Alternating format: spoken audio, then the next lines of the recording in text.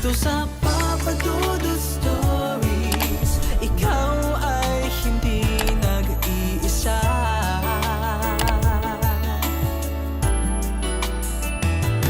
Dito sa Papa Dudut Stories, may nagmamahal sa'yo.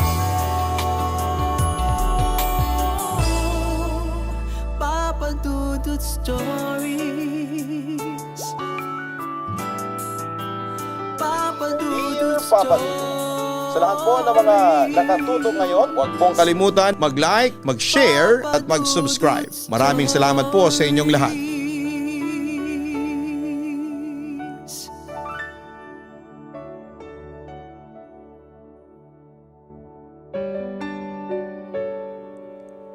Isang magandang gabi sa inyong lahat, lalong-lalo na sa lahat ng bumubuo ng Papa Dudut Stories.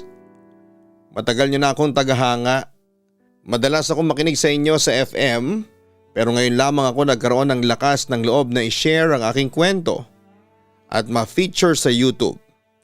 Dahil na rin siguro sa masasabi kong inspirasyon na napupulot ko sa pakikinig ng inyong mga tinatampok na istorya ng totoong buhay.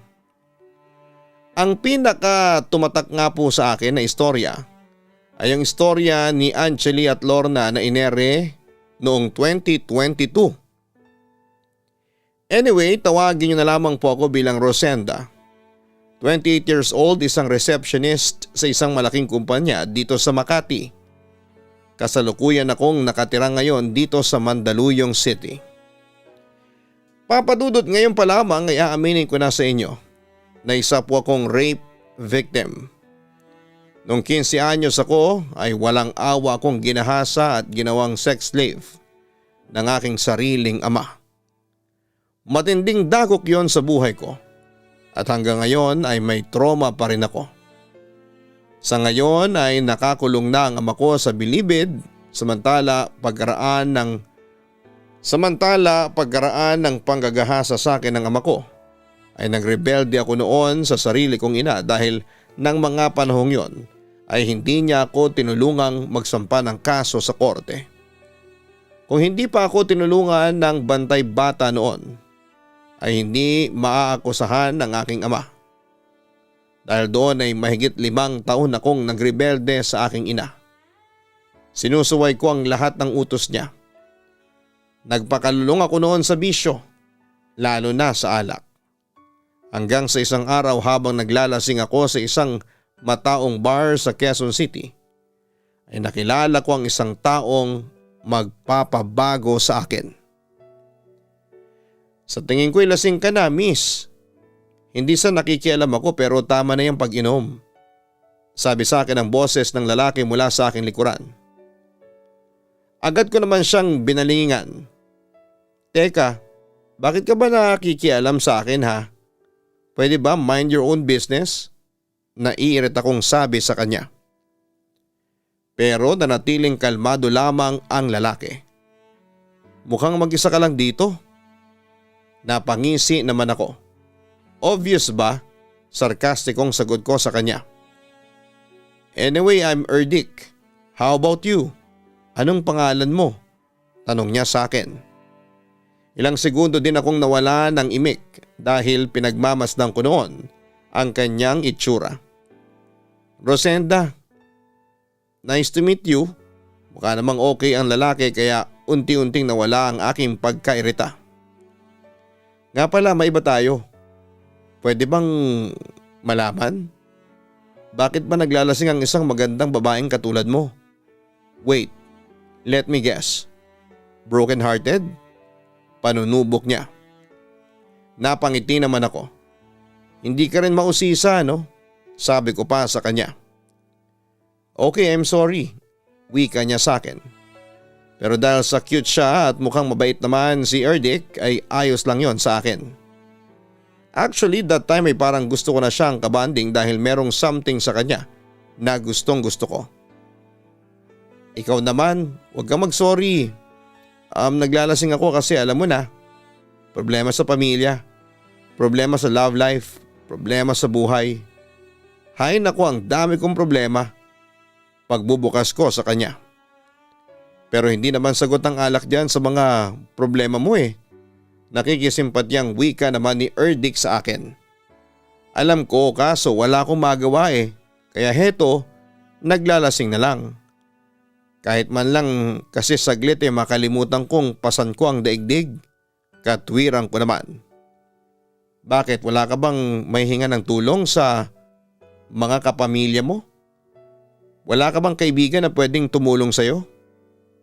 Damang-dama ako na noon ang concern sa mga tanong niya sa akin. Wala akong maasahan sa kanila at saka sanay na ako nag-iisa. Malungkot na pagtatapat ko kay Erdick. Ganun ba? Pwede mo kong gawing kaibigan. Seryoso niyang offer sa akin. Seryoso ka? Sorry but I don't need a friend. Malungkot kong sabi noon. You need a friend. Believe me. You know what? Pwede kitang tulungan sa mga problema mo. Masasandalan mo ako.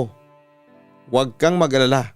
Mabuti akong tao at saka palakaibigan ako. Madali akong lapitan. Pangungumbinsi niya sa akin. Hindi ako madaling magtiwala sa isang tao. Diretso ako naman sa kanya. Naintindihan kita pero kung kikilalanin mo ang buong pagkatao ko, magtitiwala ka na rin sa akin. Rosenda, malay mo, kaya tayo pinagtagpo ng tadhana para tulungan kita. Talagang eager siyang maging magkaibigan kaming dalawa, Papa Dudut. Natahimik lamang ako noon dahil iniisip ko kung tatanggapin ko ba o hindi ang offer niyang friendship sa akin. So ano na, can we be friends? Tanong niya sa akin. Sa totoo lang Erdick kailangan ko talaga ng makakasama. Pagod na kasi ako mag-isa. Hopeless na talaga ako. Siguro nga ikaw ang isa sa sagot para magkaroon ulit ng silbi ang buhay ko pag-amin ko sa kanya. Papadudot nang makilala ko si Erdick na isang call center agent noon sa Makati ay nagbago ang pananaw ko sa buhay. Naging magkaibigan kami at tinulungan niya ako na magbago. Dahil sa kanya kaya tumigil na ako noon sa bisyo ko ng alak. Hindi na rin ako nagre-rebelde noon sa nanay ko dahil unting-unting tinanggal ni Erdick ang galit sa dibdib ko. Papadudot dahil kay Erdick kaya muling sumikat ang araw sa buhay ko. Nagkaroon ako ng pag-asa na muling makakamit ko ang kasiyahang matagal nang ipinagkait sa akin. At kasabay noon ay siyang pagkahulog ng loob ko kay Erdick. And to make the story short, nahulog din ang loob ni Erdick sa akin at nanligaw siya sa akin hanggang sa naging kami. Nang maging boyfriend ko na si Erdick ay hindi ko na ipinagkait sa kanya ang sarili ko at buong puso kong ibinigay yon sa kanya. Yun nga lang minsan ay may mga maliliit na pagsubok na dumarating sa relasyon namin. Una, pinagtapad sa akin ni Erdick na meron siyang naiwang girlfriend sa probinsya at naghahanap na siya ng way para hiwalayan ito. Nung una ay nagalit ako sa kanya at halos mauwi kami sa hiwalayan. Natakot kasi ako na baka iwan din niya ako sa huli. Pero nalaman namin ni Erdick mula sa isang kaibigan niya na matagal na palang nagtaksil ang girlfriend niya. Dahil doon ay nagkaharap sila at naging formal ang hiwalayan nila. Pagkatapos noon ay muli akong sinuyo ni Erdick at syempre muli ko siyang tinanggap sa buhay ko. Pero hindi natapos doon ang mga pagsubok sa relasyon namin dahil binagabag naman ako ng multo ng aking nakaraan. Matatanggap mo ba ako kahit na malaman mo ang totoo tungkol sa akin? Diretsang tanong ko sa kanya. Oo Rosenda, tatanggapin ko yon kahit ano pang malaman ko tungkol sa'yo. Maniwala ka sa akin mahal ko. Teka, ano bang dapat kong malaman tungkol sa'yo? Tanong na niya sa akin. Biktima ako ng rape, Erdick. Pagkatapos kong umamin ay inobserbahan ko ang magiging reaksyon ni Erdick at nakita kong nalungkot siya ng husto. Sabi ko nga sa iyo madilim ang nakaraan ko, dagdag ko pa sa kanya. Sino yung nang rape sa iyo? Curious na tanong ni Erdick sa akin. Sarili kong tatay ang gumahasa sa akin. Nakakulong na siya ngayon. Erdik, yun ang isa sa mga dinaramdam ko kaya ako nagrebelde sa sarili ko. Paliwanag ko sa kanya. Kaya pala nagrebelde ka sa mama mo dati? Malungkot niyang wika nang mapagtagpi-tagpi niya ang kwento ko sa dati kong ginagawa sa sarili ko at sa mga taong nakapaligid sa akin. Alam mo Erdik, nasira talaga ang buhay ko noon simula noong mangyari yon sa akin. Pero naligtas mo ko. Malaki ang pasasalamat ko sa iyo. Erdik, sorry ha. Kung hindi ko sinabi agad sa iyo ang totoo tungkol sa nakaraan ko. Hinawakan naman ni Erdik ang aking mga kamay para ipadama sa akin na karamay ko siya. Wala sa akin yun. At saka kahit na sabihin mo pa yon sa akin hindi naman magbabago ang pagmamahal ko sa iyo. Mahal pa rin kita, Rosenda. Paniniguro niya sa akin. Salamat Erdik dahil dumating ka sa oras na down ako. At kailangan ko ng taong mapagkakatiwalaan at masasandalan. Sabi ko pa sa kanya. Ganyan kita kamahal Rosenda. Basta palagi mong tatandaan na gagawin ko ang lahat para sa iyo. Para mapasaya kita. Ang mga sinabing yon ni Erdik ang siyang nagpaalis ng kaba sa aking puso. At lalo ko siyang minahal ng dahil doon papadudot. Alam mo ba? Gusto ko nang maikasal sa iyo. Pagtatapat ko pa sa kanya. Sumang-ayon naman sa akin si Erdik. Ako rin yan din ang gusto ko. Kaso sa tingin ko masyado pang maaga para magpakasal tayong dalawa. Ilang buwan na ba tayo simula nung naging tayo? 2 buwan? 3 buwan? 3 buwan. Pero kung nagmamahala naman tayo, hindi naman sukatan ang haba ng pinagsamahan natin, hindi ba? Ang sabi ko pa sa kanya. Well, that time ramdam na ramdam ko na talagang si Erdik na ang lalaking forever ko at malakas ang kumpiyansa ko doon. Kung sa bagay may punto ka naman, Rosenda, kung tutuusin, pakakasalan man kita ngayon mismo, kaso ang tanong papayag ba naman kaya ang mga magulang mo sa pagpapakasal natin? Naalala ko ang aking ina. Malamig ang pakikitungo niya kay Erdik simula noong ipakilala ko ang boyfriend ko sa kanya. Oo naman, bakit naman sila hindi papayag, hindi ba? Sabi ko na lamang kay Erdik. Rosenda, sa totoo lang nararamdaman ko na parang ayaw niya sa akin. Yon ang pangamba ng boyfriend ko. Ilang beses na kasi akong pumunta sa bahay ninyo pero parang malamig siya sa akin. Agad naman akong nagpaliwanag sa kanya. Wala akong pakialam kung ayaw man sa'yo ng mama ko. Besides, ako naman ang nagmamahal at hindi siya. Ikaw ang mahal ko kaya no choice siya kundi ang irespeto yon. Kahit na nanay ko pa siya, wala pa rin siyang karapatan na diktahan ang buhay ko. Minsan ang nasira ang buhay ko sa kakadikta niya, kaya hindi ko nahahayaang pang maulit yon. Erdik, huwag kang matakot o mangamba sa mama ko. At saka kahit ano pang mangyari, kahit ano pa ang sabihin nila hindi nila tayo mapaghihiwalay.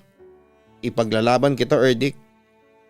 Ikaw ba, ipaglalaban mo ba ang pagmamahala natin?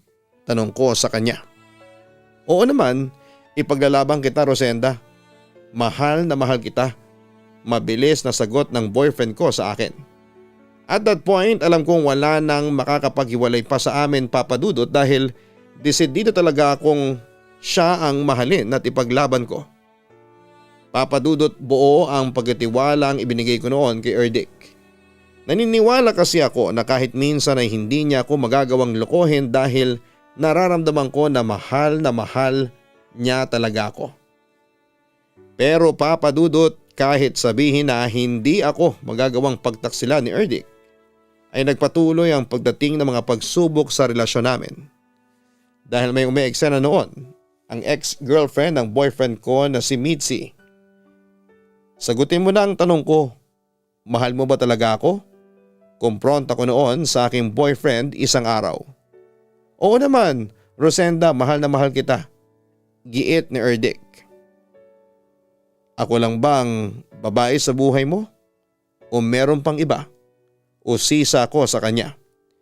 Tinanong ko yun kay Erdick kasi noong aksidenteng kumprontahin ako ni Mitzi ay sinabi niya sa akin na may relasyon pa rin sila ni Erdick.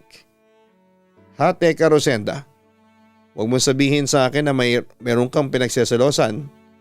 Balik ni Erdick sa akin. Nakausap ko si Mitzi noong isang araw at ang sabi niya sa akin ay may relasyon pa rin kayo. Hindi na sana ako maniniwala kaso may nakita kong gamit na panty sa ilalim ng kama mo paglalahad ko sa kanya. Matagal na yung panty na yun. Nakita mo naman sigurong malikabok na yon at matigas na.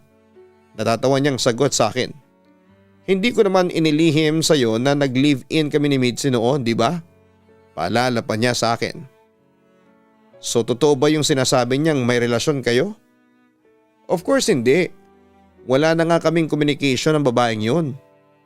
Natahimik lamang ako. Naalala ko kasi yung eksena kahapon na nag-text ako kay Erdick pero iba ang nag-reply. Walang iba kundi ang ex-girlfriend niya. Sinungaling? Erdick, pwede ba? Huwag ka na magsinungaling. Alam kong may komunikasyon pa kayo ng ex mo. Alam ko na pumupunta pa siya sa bahay mo. Naibulalas ko sa kanya. Teka, ano bang problema mo ha? Naguguluhang tanong ni Erdick sa akin. Nag-text ako sa iyo nung isang araw. At alam mo kung sino ang nag-reply? Si Mitzi. Gamit ang cellphone number mo. Nag-reply sa akin si Mitzi na huwag ko na raw kayong guluhin kasi nagkabalikan na raw kayong dalawa. Kaya pala ang kabilin-bilinan mo sa akin huwag na huwag magte-text o magme-message sa Facebook mo hanggat hindi ka nauuna. Yun pala'y natatakot ka na matuklasan na tinututay mo ko pagbubuking ko pa sa kanya.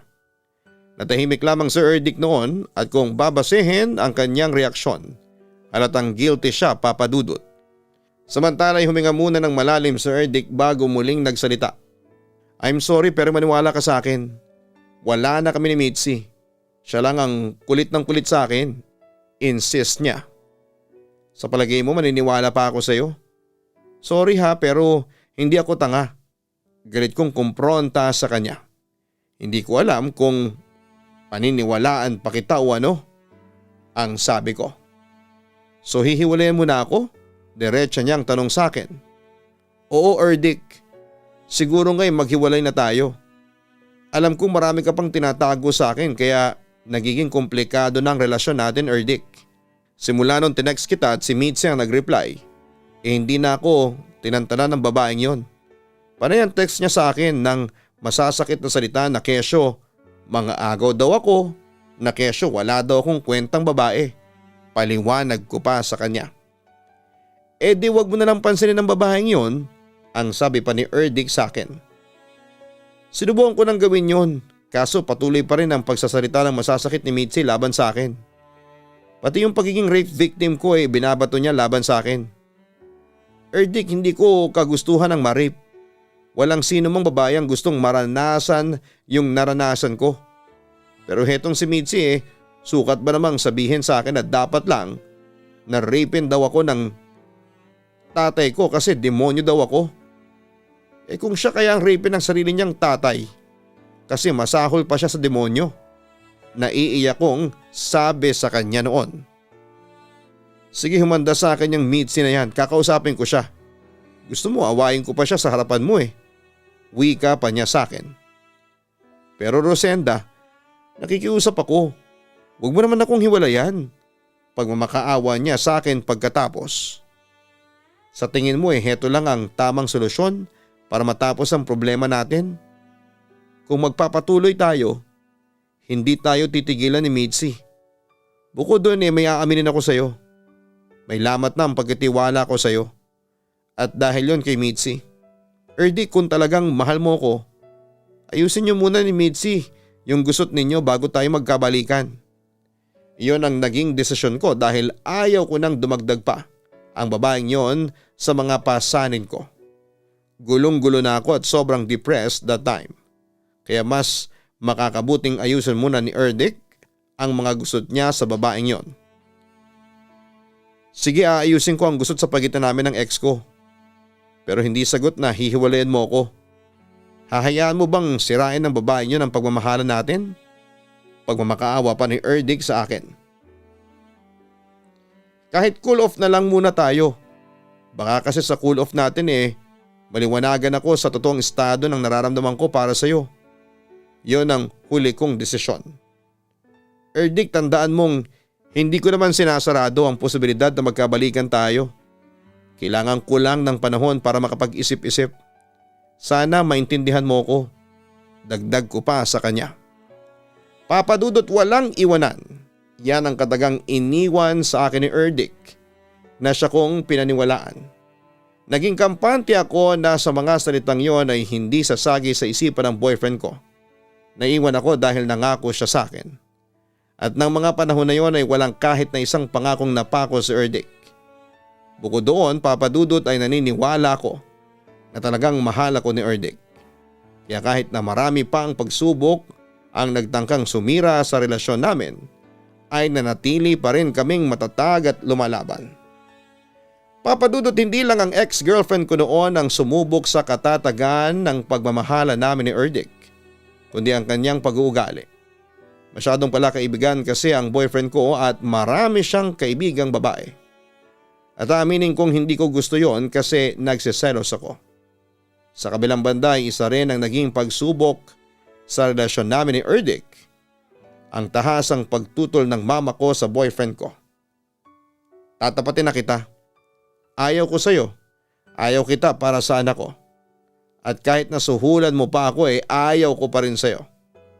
Yun ang matigas na desisyon ni mama kahit na kailan ay hindi niya matatanggap si Erdik para sa akin.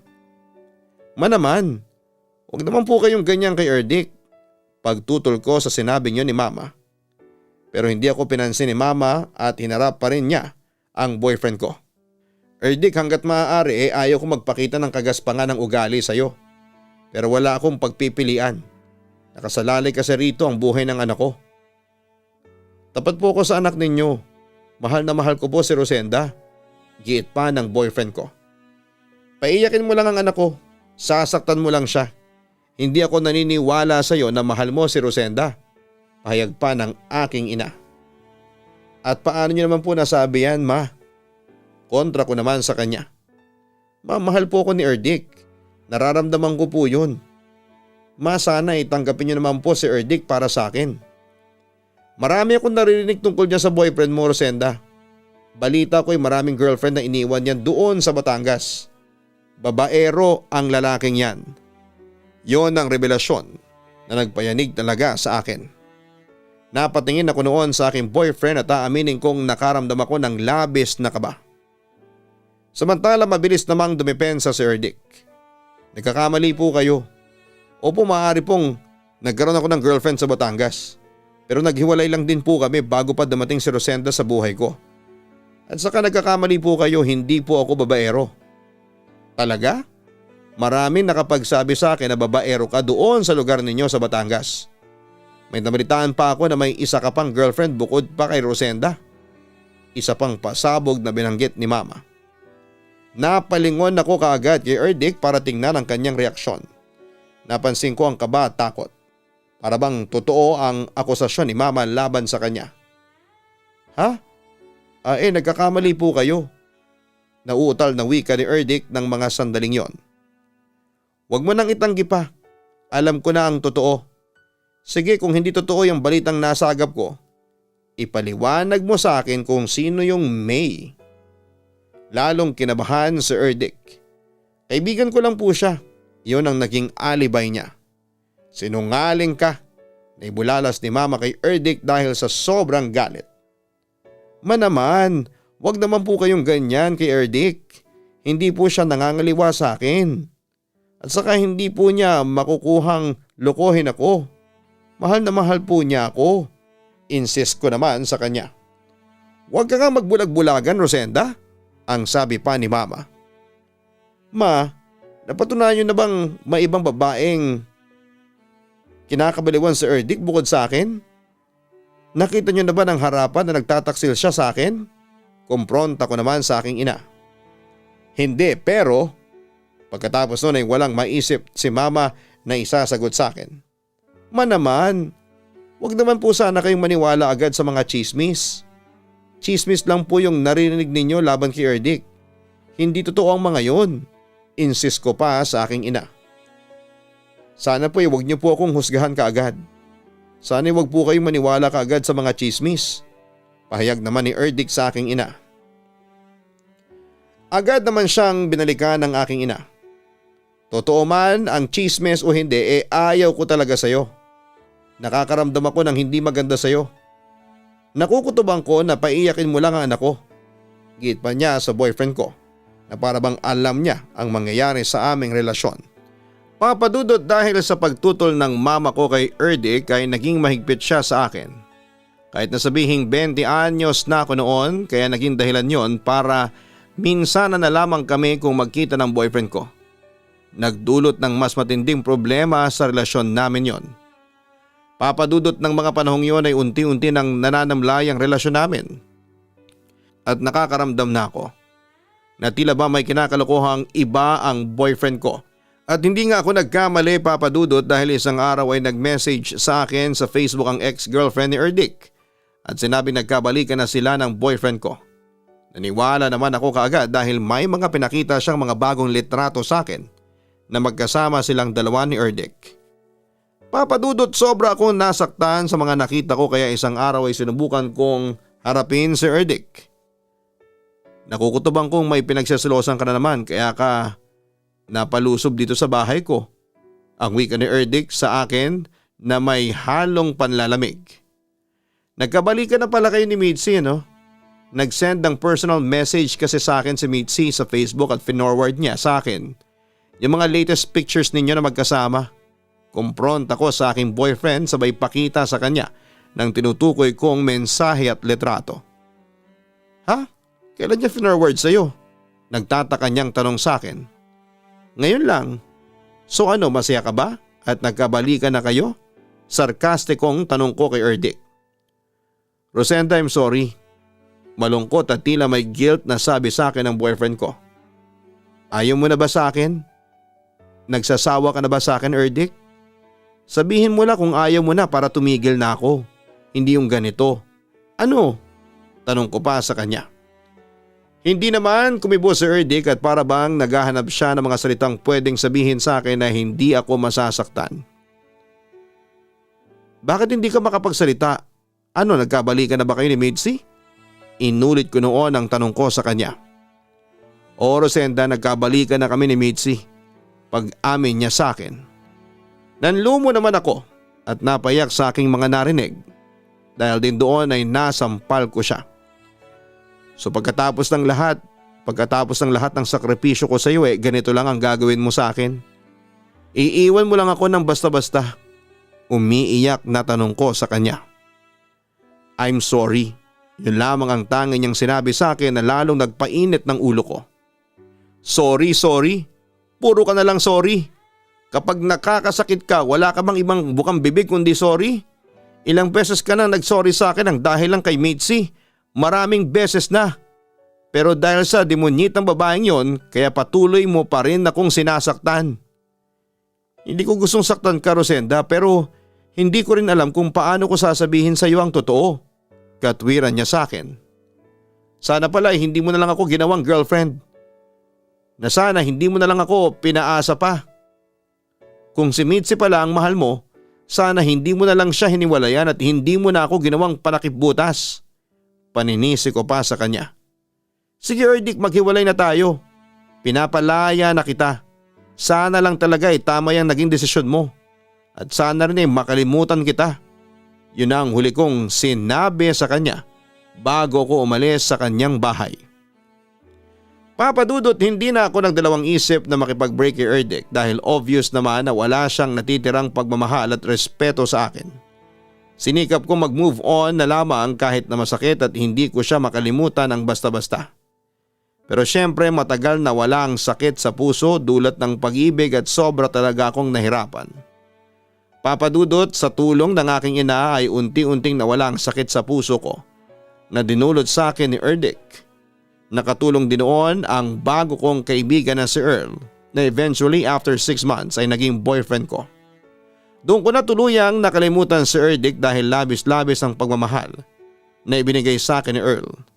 Samantala katulad ko ay biktima rin si Earl ng rape at sexual harassment. Kaya relate na relate siya sa akin. At dahil sa pagmamahal namin kaya unti-unti na rin naming nakalimutan ang madilim naming nakaraan. Papadudod sa ngayon ay going stronger pa rin kami ni Earl. Wala pang plano kaming magpakasal pero looking forward na kami doon. Naniniwala kami na kami na talaga ang destiny at meant for each other. Papadudot, hanggang dito na lamang po ang sulat ko at sana'y mabasa po ninyo at maibahagi sa inyong libo-libong subscribers. Muli, God bless and more power sa inyong lahat. Sa uulitin, lubos na nagpapasalamat, Rosenda. Maraming salamat, Rosenda, sa pagbabahagi mo ng iyong kwento sa Papadudot Stories. Huwag kang makikipagrelasyon sa isang taong alam mong hindi pa nakaka-move on sa kanyang nakaraan. Although hindi naman masamang maging panakibutas, alam mo dapat ang mga consequences bago ka pumayag na makipagrelasyon sa taong ayaw bitawan ng kanyang nakaraang pag-ibig. Nariyan ang madalas na pagtatalo at selos dahil mararamdaman mong may kahati ka sa puso niya. Nariyan din ang feeling na hindi kanya top priority at syempre masasaktan ka.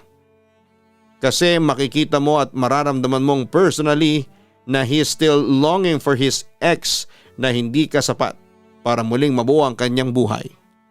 Kaya kung hindi ka handa sa mga consequences ng pagiging panakibutas, ay huwag kang makipagrelasyon sa taong alam mong hindi pa nakaka-move on sa kanyang past love. Para naman kay Rosenda, masasabi nating napakaswerte pa rin niya. Kasi kahit na nawala si Erdig sa kanyang buhay ay dumating naman ang isang lalaking tama para sa kanya. Ibinigay sa iyo ng Diyos ang isang taong tunay na makakaintindi sa iyo sa mga struggles mo sa buhay. Kaya gawin mo na ang lahat para pahalagahan mo si Earl. Muli, God bless sa iyo, Rosenda, and we are hoping for the best. Hanapin po ang Kaistorya Horror para sa mga daily horror stories. Ganon din ang Gian Gianna Vlogs para sa aming weekly family vlogs. Maraming salamat po sa mga bagong subscribers at sa inyong lahat.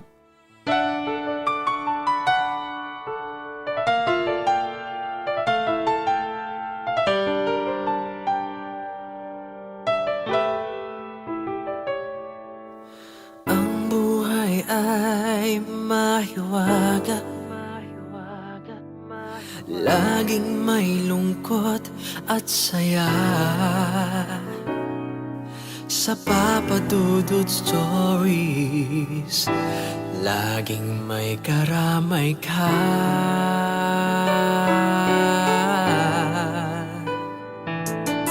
Mga problemang kaibigan, dito ay pakikinggan ka. Sa Papadudot Stories, kami ay iyong kasama. Dito sa Papadudot Stories, ikaw ay hindi nag-iisa.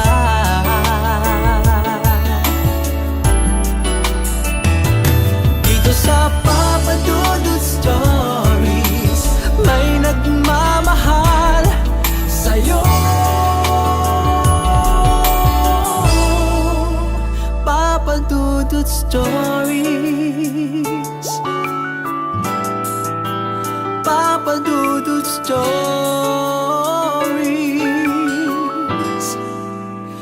Papadudot Stories.